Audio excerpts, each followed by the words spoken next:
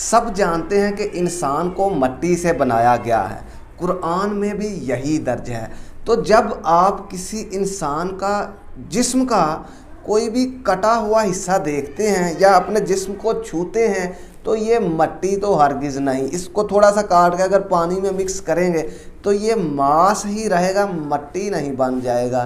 तो फिर इस बात के पीछे लॉजिक क्या है, चलें आज इस पे थोड़ी डेप्थ से नज़र डालते हैं।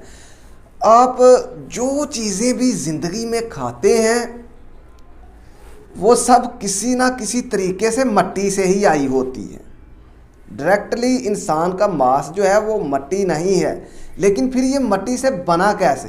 तो ये कहा भी नहीं गया कि ये इंसान का जो मांस है ये मिट्टी है, बल्कि कहा यह गया है कि इंसान मिट्टी से बना है। अब इसके पीछे जो मेन लॉजिक है, इंसान की तमाम तर ज़रूरियातें ज़िंदगी वो मिट्टी से ही पूरी होती हैं।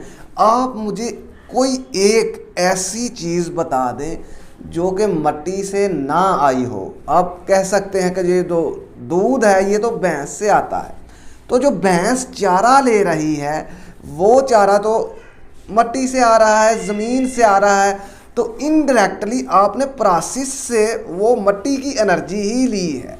तो जो चीज़ें इंसान खाता है वो मिट्टी से पैदा होती हैं, और जब वो इंसान चीज़ें लेता है उससे उसका जिस्म बनता है, और यही एनर्जी फिर अमले तलीद के ज़रिए आगे जो है वो जनरेशन्स पैदा होती रहती हैं, और ये सारी एनर्जी जो इंसान लेता है ये मिट्टी से लेता है। तो इस तरह जो है वो इंसान मिट्टी से बना है, लेकिन मिट्टी नहीं है।